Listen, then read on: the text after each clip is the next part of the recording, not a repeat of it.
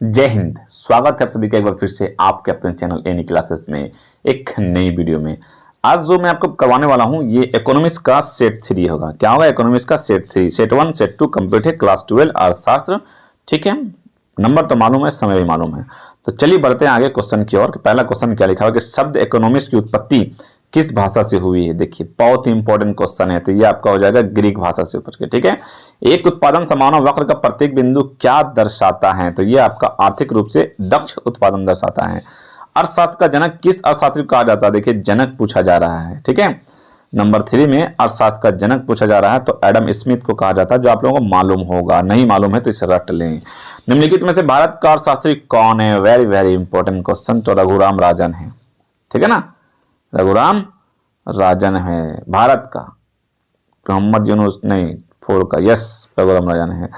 उसके बाद है कि 5 का देख लेते हैं कि अर्थशास्त्र मानव कल्याण का अध्ययन है। यह कथन किस शास्त्री का है? कथन वाला जरूर कर लेंगे आप लोग। 5 का ए अल्फ्रेड मार्शल का है। नंबर 6 में देखते हैं कि नंबर 6 में क्या लिखा हुआ है। तो 6 में निम्नलिखित में से किस अध्ययन व्यष्टि अर्थशास्त्र के अंतर्गत किया जाता है?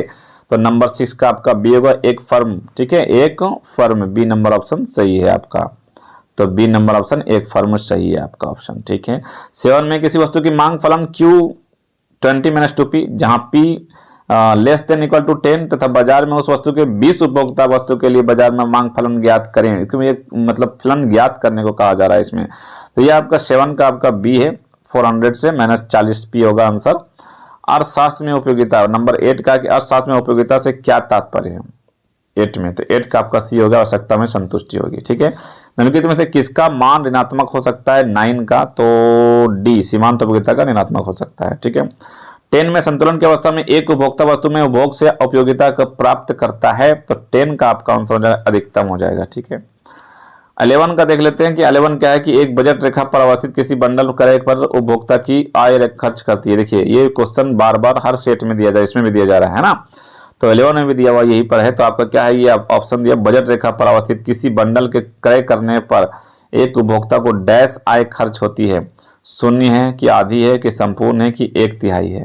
ठीक है, तो ये आपका आंसर क्या हो जाएगा? यहाँ पर देखिए ये जी जो बिंदु है यहाँ पर मध्य में दिया हुआ है, और न नीचे है ना ऊपर है। ठीक है, तो मध्य में दिया हुआ है। तो आपका 11 का जो आंसर हो जाएगा वो संपूर्ण हो जाएगा। ठीक है, सी नंबर ऑप्शन सही हो जाएगा। 12 में क्या लिखा हुआ है कि निम्न रेखा चित्र मांग रेखा AB के मध्य बिंदु G पर मांग की लोच क्या होगी? तो 12 का आपका सी हो जाएगा, 1 से कम होगी। ठीक है, अब 12 का 13 का निम्नलिखित में से उदासीनता वक्र विश्लेषण की एक मान्यता कौन है? तो 13 का आपका हो जाएगा, उपयोगिता को गिनती की संख्या में मापा जा सकता है। ए नंबर ऑप्शन सही है। एक उपभोक्ता अपनी आय 20 रुपये के 2 वस्तु रसगुल्ले और गुलाब जामुन पर खर्च करने के इच्छुक है। दोनों वस्तुओं की कीमतें क्रमशः 4 रुपये, 5 रुपये तथा मात्राएं XY है।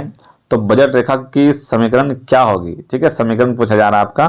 तो 4x + 5y = 20 होगा, है ना। यही ना होगा कि मतलब 4 रुपये 5 रुपये, तो 4 है, तो क्या देखिए 4 है और यहाँ 4 है, x की मात्रा, तो 4 × x हो जाएगा। 5 है, 5 × y हो जाएगा। ठीक है, टोटल कितना रुपये है उसके? अपनी आय 20 रुपये खर्च करता है, तो टोटल दोनों तो 4 5 x y। ठीक है, इसको प्लस करके 20 कर देंगे। ठीक है, क्योंकि 20 खर्च करना चाह रहा है। 15 का है कि निम्नलिखित में से 2 वस्तुओं में कौन सा संयोग प्रतियोगिता वस्तुओं का एक संयोग है? 15 का आपका आंसर हो जाएगा डी, पेप्सी कोका कोला। 13 यदि किसी वस्तु की मांग रेखा कीमत x अक्ष y अक्ष के समांतर है तो वस्तु की मांग की कीमत लोच का मान क्या होगा? तो आपका 0 होगा। ठीक है, 0 बार बार आंसर आ रहा है। उत्पादन में क्या तात्पर्य? 17 का बी होगा, नई उपयोगिता का सृजन। परिवर्तित साधन में सापेक्ष कुल उत्पादन में परिवर्तन के दर को क्या कहा जाता है? तो 18 का एक औसत उत्पाद कहा जाता है। 19 का देख लेते हैं कि उत्पादक कौन होता है? तो उत्पादक होता है साधनों की सहायता से वस्तुओं और सेवाओं के निर्माण करने वाला व्यक्ति, वही उत्पादक होता है जो निर्माण करता है। ठीक है, 20 का क्या है कि उत्पत्ति के साधन में 5 इकाई का प्रयोग, किसी वस्तु 24 तक उत्पत्ति 6 इकाइयों के प्रयोग 30 इकाइयों का उत्पाद होता है। सीमांत उत्पाद का मान क्या होगा? तो 20 का डी 6 इकाई होगा। किसी वस्तु की एक अतिरिक्त इकाई के विक्रय से प्राप्त आगम को क्या कहा जाता है? तो 21 का आपका हो जाएगा बी, सीमांत आगम कहा जाता है। ठीक है, 22 का है कि उत्पादन की मात्रा में परिवर्तन के साथ किस प्रकार की लागत परिवर्तन होता है?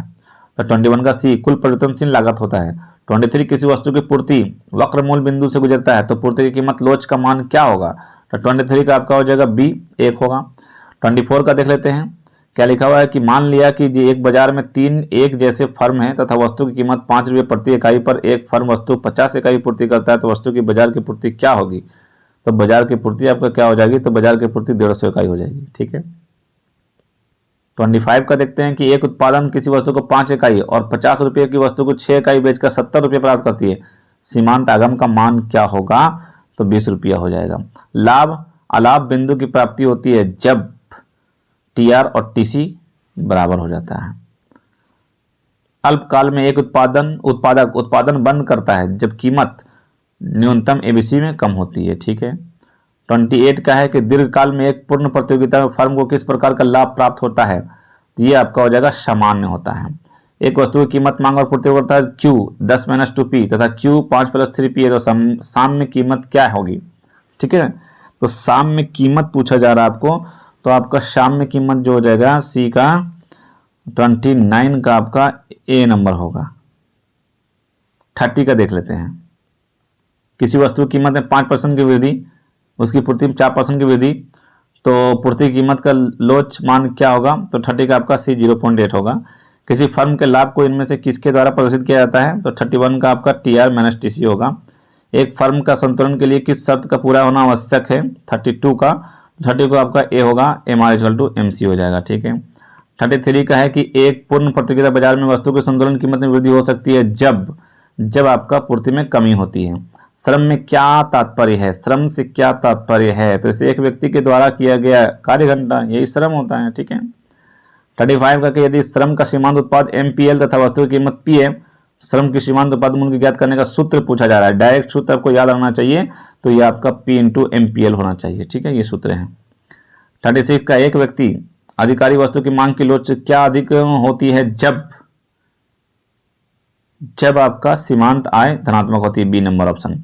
दीर्घकाल में संतुलन अवस्था में एकाधिकार के संतुलन तुलना में पूर्ण प्रतियोगी बाजार में उत्पादन की मात्रा क्या होती है? तो 37 का आपका हो जाएगा बी नंबर, अधिक होती है। ठीक है। 38 का है कि विभेदीकरण कीमत किस बाजार की विशेषता होती है? तो 38 का आपका आंसर हो जाएगा बी, एकाधिकार होती है। और 39 का है दीर्घकाल में असामान्य लाभ की प्राप्ति किस बाजार में होती है? तो किस बाजार में होती है? तो 39 का आपका हो जाएगा एकाधिकार में होती है। 40 है कि एकाधिकार में क्रेताओं की संख्या होती है 40, एकाधिकार में क्रेताओं की संख्या कितनी होती है? 1 होती है, एकाधिकार 1 होती है। ठीक है। ये आपका सेट 3 था। सेट 3 2 1 ऑलरेडी कंप्लीटेड है, आप जाके देख सकते हैं। और ये इकोनॉमिक्स करवाया जा रहा है, और भी सारे आपका जो देखना है मॉडल शीट पेपर चैनल पे दिया हुआ है, जाके आप वहाँ देख सकते हैं। 12 का प्लेलिस्ट बनाओ, वहाँ से आप सारा कुछ देख सकते हैं। ओके, मिलते हैं फिर नेक्स्ट अपडेट के साथ और नेक्स्ट आपका मॉडल के साथ। तब तक रखें अपना ख्याल। Thank you friends, thanks for watching.